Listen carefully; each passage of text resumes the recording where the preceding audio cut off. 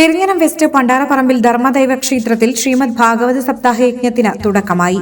പെരിഞ്ഞനം പള്ളിയിൽ ഭഗവതി ക്ഷേത്രത്തിൽ നിന്നും വിഗ്രഹ ഘോഷയാത്ര പുറപ്പെട്ട് ക്ഷേത്രസന്നിധിയിൽ എത്തിച്ചേർന്നു. കൊടുങ്ങല്ലൂർ വിവേകാനന്ദ കേന്ദ്ര Vedic vision director doctor Lakshmi Kumari ഭദ്രദീപം തെളിയിച്ചു.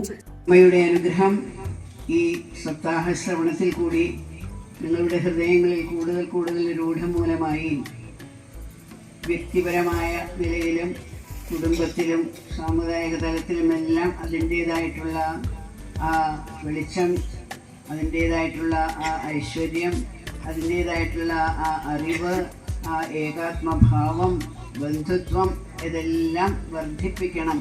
അതായിരിക്കണം ഈ സപ്താഹത്തിൻ്റെ ഒരു പരിണത ഫലം. എല്ലാവരും സമയം കിട്ടുമ്പോഴെല്ലാം ഇവിടെ വന്നിരുന്നത് കേൾക്കണം. സംസ്കൃത ഭാഷയിലെ ഓരോ അക്ഷരവും ദേവിയാണ്. അതുകൊണ്ട് ആ കേൾക്കുന്നത് തന്നെ ഒരു ദേവീ പൂജയാണ്. അകാരം മുതൽ ക്ഷകാരം വരെയുള്ള ഓരോ അക്ഷരങ്ങളും ദേവിയുടെ ഭാവങ്ങളാണെന്നാണ് പറയുന്നത്. ക്ഷേത്രം തന്ത്രി എം.എൻ. നന്ദകുമാർ വിഗ്രഹപ്രതിഷ്ഠ നടത്തി. ഈ പുണ്യകാലത്തിൽ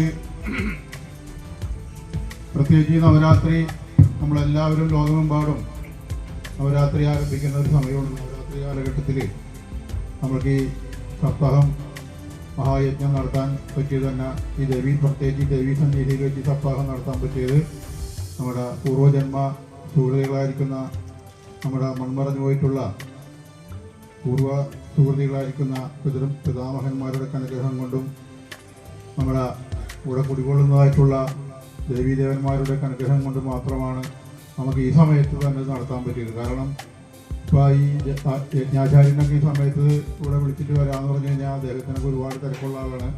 ഈ സമയത്ത് നമുക്ക് ഇദ്ദേഹം ഈ സമയത്ത് ഇവിടെ വന്ന് ഈ സപ്താഹം 7 ദിവസങ്ങളായിട്ട് ഈ സപ്താഹം കൂടെ നടത്താനൊക്കെ അദ്ദേഹമായിട്ട് തന്നെ നമ്മുടെ എന്തോ മുൻപന്ന സുഹൃത്തം കൊണ്ടും ഈ ദേവതാന്മാരുടെ അനുഗ്രഹം കൊണ്ട് മാത്രമാണ് എന്നാണ് എൻ്റെ വിശ്വാസം. കാരണം ഈ സമയം അങ്ങനെയാണ്. ഞാൻ നേരത്തെ പറഞ്ഞില്ലേ, എല്ലാ സ്ഥലത്തും പ്രത്യേകിച്ച് ഇന്ത്യയിലെ എല്ലാ സ്ഥലത്തും ഈ നവരാത്രി പുണ്യകാലത്തിൻ്റെ വളരെ പ്രാധാന്യം അർഹിക്കുന്ന ഒരുപാട് പരിപാടികൾ നടന്നുകൊണ്ടിരിക്കുന്ന സമയമാണ്.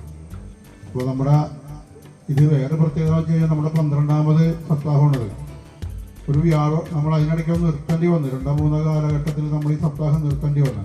ഒരു വ്യാഴഘട്ടകാലം പൂർണ്ണമായിട്ട് സപ്താഹം എത്തിക്കാന്ന് പറഞ്ഞു കഴിഞ്ഞാൽ അത് ഏറ്റവും വലിയൊരു നമ്മുടെ കുടുംബക്കാർക്ക് കിട്ടാവുന്ന, കുടുംബക്കാർക്ക് മാത്രമല്ല കേട്ടോ, ഈ ഗ്രാമത്തിലും പരിസരവാസികൾക്കും ഗ്രാമാന്തരീക്ഷത്തിലും സകല ജനാജനങ്ങൾക്കും കിട്ടാവുന്നതാണ്.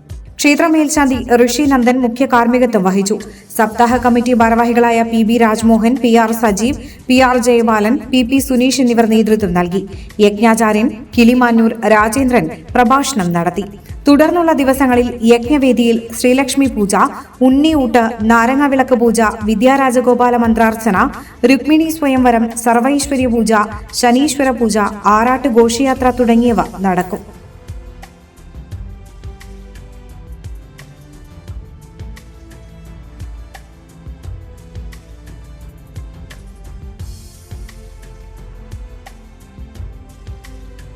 ഇനി കുറഞ്ഞ ചിലവിൽ ആധുനിക ചികിത്സ വലപ്പാടും.